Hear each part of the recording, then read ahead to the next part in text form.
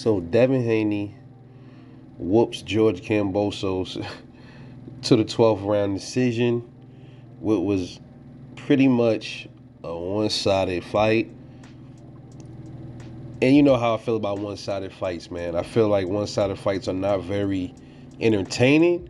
But in the case of Devin Haney, this fight was very, very entertaining to me because you get to watch somebody execute the sweet science, and it was just amazing to watch that kid, bro. Now, my prediction for this fight was I had kind of like two predictions, but the main prediction was for Devin Haney to win by decision, and then the other one was don't be surprised if we get a stoppage from Devin Haney. He didn't get the stoppage. You know, that's not Devin Haney's thing. He gets the stoppages when they come. You know, he's not a big knockout artist. By now, that seems to be what it is with Devin Haney. A lot of people like to thumb their nose at his power. Hey, listen, man. Whatever works for you, works for you. He has, 15 KOs. Who has he KO'd? Well, who gives a fuck? He still has KOs. You don't have to get the knockout to get the win, man. Who said in boxing you have to get the knockout to get the win? I understand lots of people love seeing knockouts. Knockouts are entertaining to watch, but that is just not Devin Haney. A lot of people don't just enjoy knockouts. Real boxing fans, or I know a lot of times, man, everybody got their own preference. But to truly appreciate the sport, I think you got to be able to enjoy the knockouts as well as enjoy boxers that are just pure boxers and can put on a masterclass boxing clinic, man. And that's what Devin Haney did against George Kambosos for 12 straight rounds. Man, you'd be lucky if you give George Kambosos one round, man. Devin Haney smoked him. It was a straight shutout. He smoked him. Kind of like how Errol Spence smoked Mikey Garcia, but it was worse. Mikey Garcia got off at least a few shots on Errol Spence.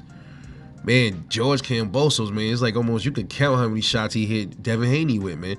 And look at his face at the end of that fight. You can say whatever you want about his power, about Devin's power, but dumb shit's hurt, bro. You saw his face.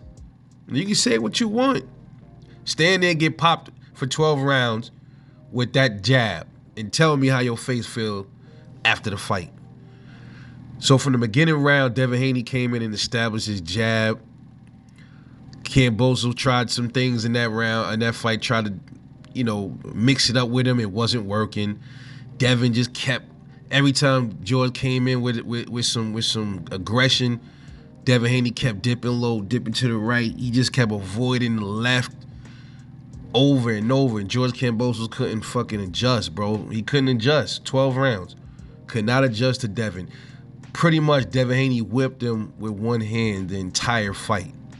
The entire fight. You can't tell me that wasn't amazing to watch. Now, this is a guy in George Kambosos that has speed, bro. Speed. He's not really known for his power, but he has some pop, but he got mostly speed. I mean, it did nothing for him at all in this fight. At one point in the fight, man, it looked like Devin could have stopped him. Or knocked him out, or was about to get at him and finish him. I'm not sure which round. I got to go back and watch. But I think if the round would have kept going, it was like somewhere towards the end of one of those rounds. It looked like Devin could have got him out of there. But I think, like I said, that is not Devin's thing. His thing is pure boxing, and that is him. He is going to be a nightmare for most. I don't care who it is. It could be Tank. The only other dude that probably will give Devin Haney issues will be Shakur Stevenson. Now, Tank can box and everything, but he can't box like Devin Haney, bro. Devin will have to watch out for Tank's power. I don't want to make it about this, man, but, because it's not really much to say about the fight because he starched him for the whole 12 rounds, and it was amazing to fucking watch.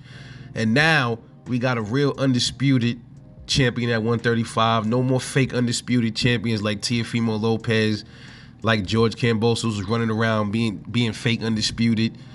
turning off the undisputed card on and off whenever they felt like it. Now, this is another thing, man. Devin is now the real undisputed king at 135. And I doubt he's going to be on some diva shit the way George Kambosos and Teofimo Lopez was when they had the belts. And they only had some of the belts and they was acting like that. Dev got all of them now, and he's still going to want to take on the best. You know, and it was a beautiful thing watching that kid smile because he gambled on himself. Even though the contract was bullshit, he still took it because he gambled on himself. You got to still respect that. He gambled on himself and he won.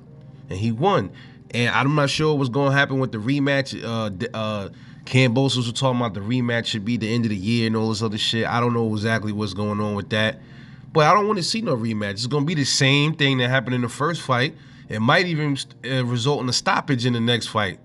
If Devin decides to sit down on his shots, might result in a stoppage. See, he wasn't playing Kambosos' game. Devin is not a person that's going to stand there and trade with you like that.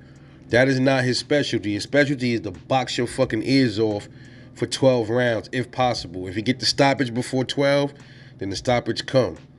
You know, it was a beautiful fucking thing from that kid, bro. God damn, man. One-handed, smoked him.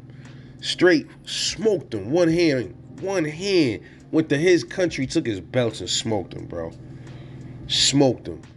Now, you're going to hear the people, he was running. I'm going to get on Kambosos in the next few videos because there was a lot of shit he was saying. Some things almost happened at the end of the fight.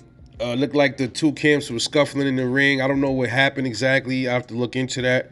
But I will be making a few videos on George Kambosos, the post-fight and all that stuff, what he was saying. But he's saying one thing and he's saying other shit after it. I mean, bro, you lost, bro. Your 15 minutes of fame is over. You lost. You couldn't defend your titles. You whooped T.O. fair and square, no doubt. Then you started acting like T.O. was acting. And then the boxing guards handled your ass. And now you got what you had coming. And Devin really is the dream, bro. That's his moniker right there. He's the Devin the Dream Haney. This is the part of his dream that's unfolding right now.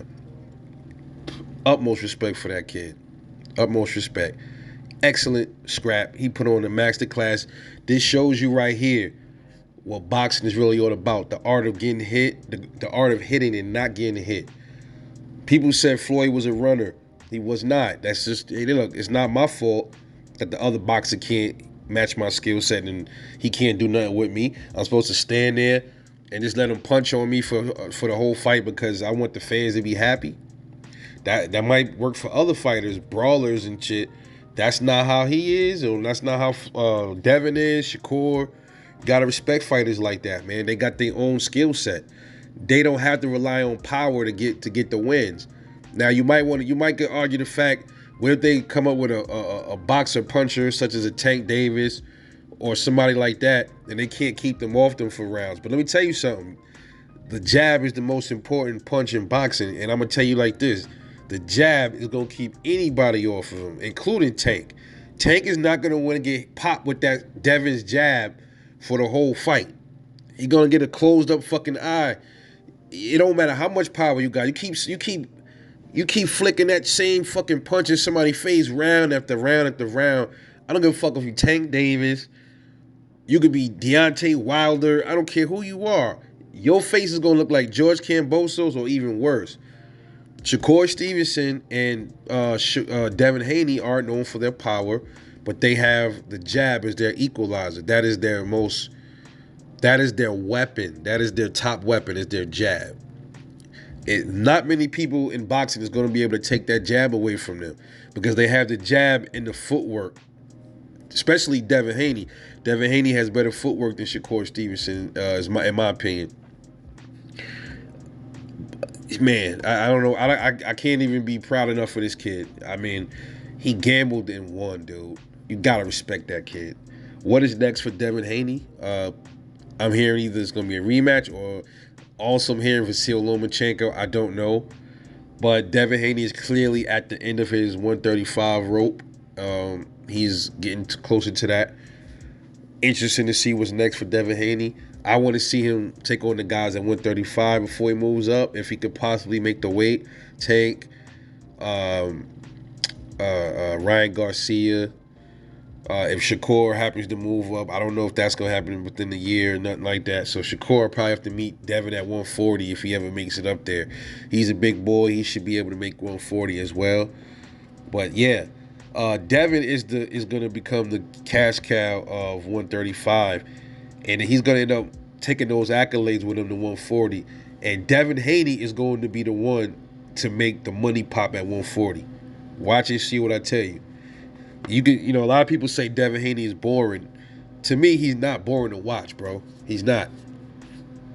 He's one of them dudes that he has that deceptive knockout shit. Like you don't know if a knockout might come.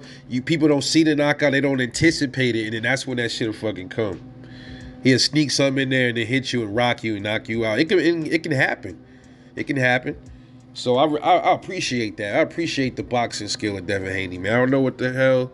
I mean, a lot of other boxing channels are talking about, man. I seen some people say he's, hey, you think he's boring? That's everybody's your opinion. Hey, I respect that. I respect everybody's opinion, but I still respect the craft of Devin Haney. I think he's only up from here. He's only up from here. He's 23, and he's already undisputed. I think he's the youngest undisputed ever. I'm not sure at 135, or he's just the youngest to become undisputed, period. But he has all the straps. He is the king at 135. And the cash king at 135 is Gervonta Tank Davis. But I think with some other, Devin has gained much more fans now that he's undisputed.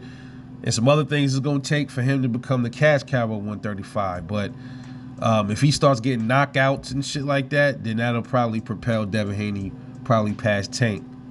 Because Devin has done something Tank has not done. And he's younger than Tank. Tank hasn't even become undisputed. He hasn't even been unified. You know what I'm saying? So Devin is the fucking man, bro. He put all these other dudes to shame. Tank, Ryan, Tiafimo, all of them. He put them to shame, bro. He's accomplished more than all of these motherfuckers already. You know what I'm saying? So, and Shakur is next.